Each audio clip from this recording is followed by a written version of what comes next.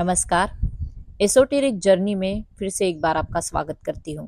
पिछले वीडियो में मैंने विपश्यना से जुड़ा मेरा पहला आध्यात्मिक अनुभव आपको बताया था।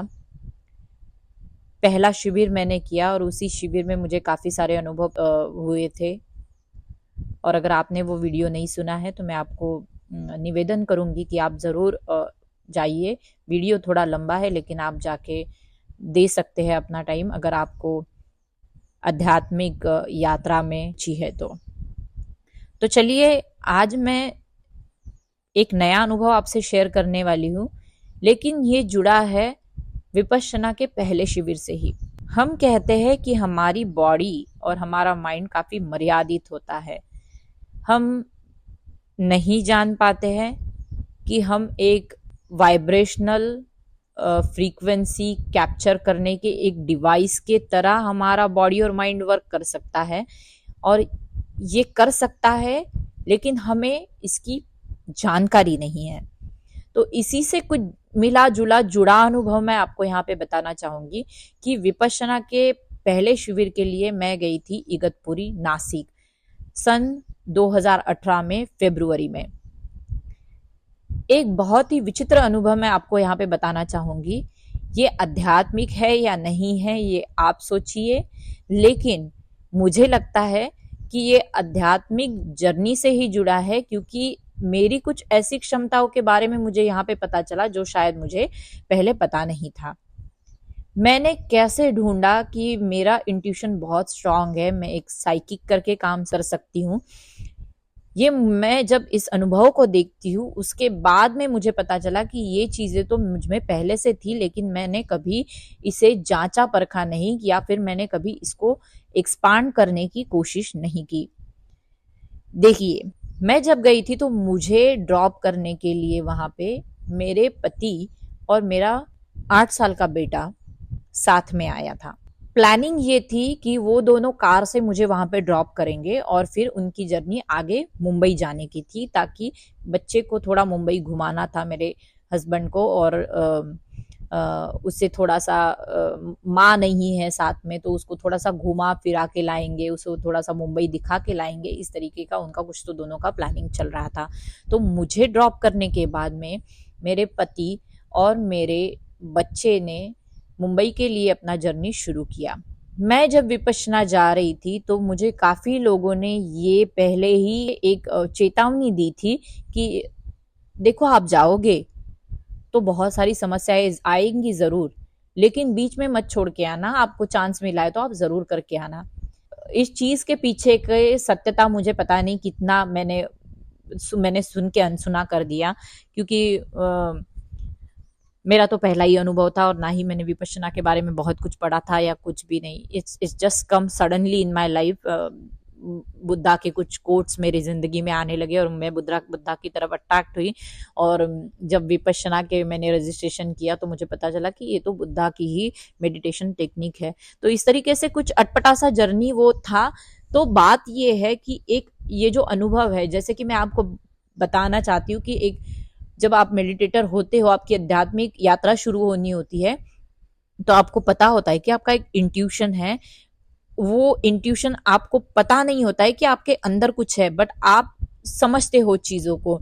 काफी सारे लोग इसको गट फीलिंग बोलते हैं, काफी सारे लोग इसको इंट्यूशन बोलते हैं, काफी सारे लोग इसको सिक्स्थ सेंस बोलते हैं, बट काफी सारे लोग इसी को थोड़ा एक्सपांड करते हैं तो वो साइकिक कहलाते हैं, जो कि चीजें देख सकते हैं, सेंस कर सकते हैं। तो ये अनुभव उसी intuition, gut feeling, six sense या कहिए कि साइकिक होने की जर्नी की शुरुआत था। मुझे विपश्यना ड्रॉप करने के बाद मेरे हस्बैंड और मेरा बच्चा दोनों निकल गए मुंबई की यात्रा की तरफ। मैं हो गई एनरोल विपश्यना में। मेरा फोन स्विच ऑफ करके दे दिया गया था काउंटर पे जहां पे वो जमा होता है, और मैं लग गई अपने साधना में। मेरे व्यक्तिगत अनुभव चल रहे थे साधना से जुड़े हुए, और कुछ अपने अपनी कश्मकश, जैसे कि हम बोलते हैं माइंड का अपना वर्क चल रहा था, बॉडी का अपना रिएक्शन हो रहा था। और इसी दौरान एक रात में तीसरे या चौथे दिन मुझे ये महसूस हुआ, मेरी चिड़चिड़ाहट भी शायद इसी वजह से बढ़ रही थी। जैसे कि मैंने प्रीवियस वीडियो में आपको बताया कि मैं बहुत चिढ़ गई थी, मैं सभी से चिढ़ रही थी, मैं सहायक आचार्य से चिढ़ रही थी, मैं वॉलंटियर्स की बात से चिढ़ रही थी, कोई बंदा चल रहा है तो मैं उससे चिढ़ रही थी, कोई बंदा खा रहा है तो मैं उससे चिढ़ रही थी। तो इसी तरीके का मेरा एक बहुत अनॉयड मैं फील कर रही थी। और अभी मुझे पता चल रहा है कि वो अनॉइंग होना और मेरे बच्चे के साथ जो घटना हुई उसका भी एक कहीं ना कहीं कनेक्शन था। तो तीसरे चौथे पांचवें दिन मुझे ये फील होने लगा कि मेरे बच्चे के साथ कुछ हुआ है। मुझे ये फील होने लगा कि वो कहीं से गिर गया है, उसका या तो हाथ फ्रैक्चर हो चुका है या तो उसका पैर फ्रैक्चर हो चुका है, जबकि मेरी और मेरे हस्बैंड की कोई बात नहीं हो रही थी। मेरा और उनका नो कांटेक्ट सिचुएशन था 10 दिन के लिए, क्योंकि वो आपको साइलेंस में आप जाते हो तो आपका फोन वगैरह सब आपको वहीं पे विपश्यना सेंटर में देना होता है। तो मैं जब रात में विपश्यना करके आती थी अपने रूम पे और जब मैं अपने बेड पे सोती थी तो मैं पीलो को अपने बच्चे की तरह उसको छाती से लगा के उसको बोलती थी, बेटा स्लीप। हम मराठी में बोलते हैं कि बाळा झोपून जा, झोपून जा, आई तुझ्या जवळ आहे, मीन्स माँ तुम्हारे पास ही बेटा हो, सो जाओ सो जाओ, ओके सो जाओ। इस तरीके से मैं पिलो को पकड़ के वो पिलो को सहलाती थी और मैं पिलो को मन ही मन में कहती थी कि बेटा आई एम विथ यू, जैसे कि मैं अपने बच्चे को बोल रही हूँ। ये हुआ, ये मैंने फील किया है 2-4 दिन तक। मुझे ये लग रहा था पता नहीं मेरे बेटे के साथ क्या हुआ है, और शायद या तो उसका हाथ फ्रैक्चर हुआ है या तो पैर फ्रैक्चर हुआ है। इस तरीके की एक घटना मेरे दिमाग में बार बार विजुअलाइज हो रही थी, मतलब आ रही थी। और ये out of the blue suddenly ये मुझे फील हो रहा था, बहुत तेज फील हो रहा था।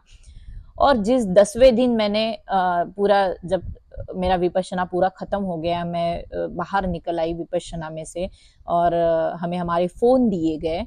उस दिन मैंने जब पहला फोन अपने हस्बैंड को लगाया तो उन्होंने मुझे कहा कि हम कल ही आए हैं, उनके माँ के घर वो गए थे बेटे को लेके।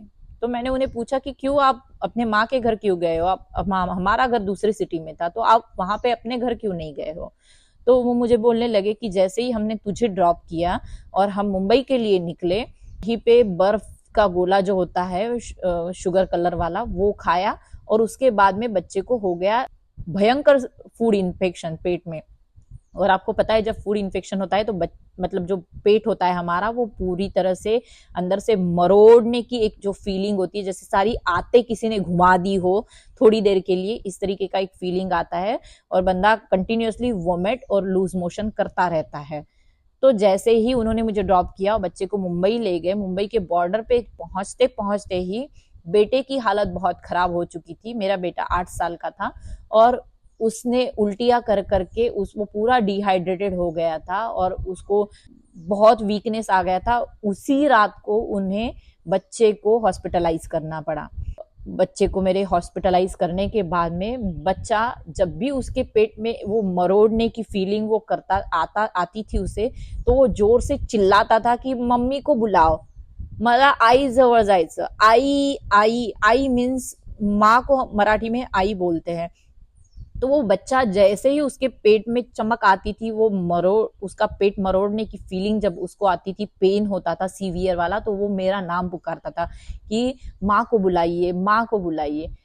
ऐसी सिचुएशन में जब मेरे हस्बैंड ने घर पे उनके फोन लगाया कि ऐसी ऐसी सिचुएशन हुई है, हमने उसको विपश्यना सेंटर में छोड़ दिया है और बेटी को लेके हम मुंबई आए हैं और ये घटना हुई है, बच्चा हॉस्पिटलाइज है, सलाइन पे है और बहुत सारे इंजेक्शन एंटीबायोटिक्स उसको दिए जा रहे हैं। मैं उसको फोन करता हूँ क्योंकि वो अपनी मम्मी को बहुत याद कर रहा है।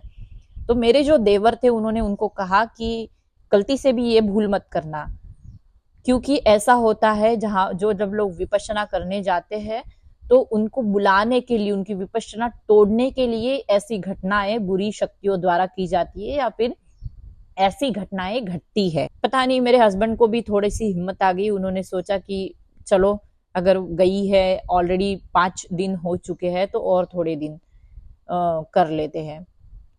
फिर बच्चा हर रोज रोता था। मुझे पता नहीं था कि बच्चा क्यों रो रहा है, लेकिन मेरे अंदर का सिक्स सेंस मुझे बोल रहा था कि मेरा बेटा बहुत पेन में है और उसे मेरी जरूरत है। बट मैं सोचती थी कि शायद मैं कभी अपने बच्चे से अलग नहीं हुई हूँ, तो इसलिए शायद मैं अपने मैं ज़्यादा उसको मिस कर रही हूँ और उस वजह से ये ऐसे गंदे गंदे विचार मेरा माइंड मेरे साथ खेल रहा है। बट हालांकि मेरी इंट्यूशन सच थी, मेरा बेटा एक्चुअल में बहुत पेन में था और वो मुझे बहुत याद कर रहा था। और ऐसी पहली दफा वो ऐसा हुआ था कि वो फर्स्ट टाइम मुझे छोड़ के अपने पिता के साथ अकेला गया था। तो एक उसके बीच में और मेरे बीच में जो कनेक्शन था वो बहुत स्ट्रांग था, और वो जो इंट्यूशन मुझे बार बार मिल रही थी वो सच में थी। हालांकि मेरे हस्बैंड जो थे उन्होंने मुझे फ़ोन नहीं किया और उन्होंने मुझे बताया नहीं ये सारी चीज़ें। उन्होंने बच्चे को 8 दिन वो हॉस्पिटलाइज था, उसके बाद में वो सीधा अपने मदर के पास, लाइक मेरे बच्चे के दादी के पास गए और वहाँ पे उन्होंने बच्ची की तबीयत ठीक होने तक वहाँ पे रहना ठीक समझा। तो जब मैं ये अनुभव में से मैं विपश्यना करके जब मैंने ये अनुभव सुना तो मैंने उनको कहा कि मुझे बार बार ऐसा लग रहा था कि मेरे बेटे की बहुत हालत खराब है, उसका शायद हाथ पैर फ्रैक्चर हुआ है और मैं उसको सहला रही हूँ।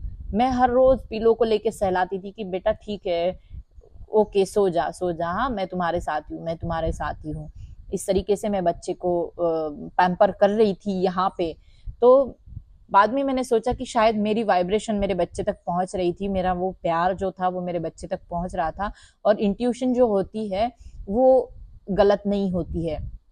कई बार हम क्या कहते हैं, हमारे मन में कोई खराब विचार आता है तो हम सोचते कि अरे नहीं नहीं, it's a mind, mind is playing game, तो माइंड हमें निगेटिविटी बोल रहा है। बट कभी कभी ऐसे होता है कि कुछ लोग जो होते हैं उनको निगेटिविटी पहले ज्यादा समझ में आती है। अगर किसी इंसान की एनर्जी निगेटिव है या किसी कोई व्यक्ति के आपके प्रति विचार या इंटेंशंस गलत है तो ये उस पर्सन को पहले ही समझ में आने लगता है।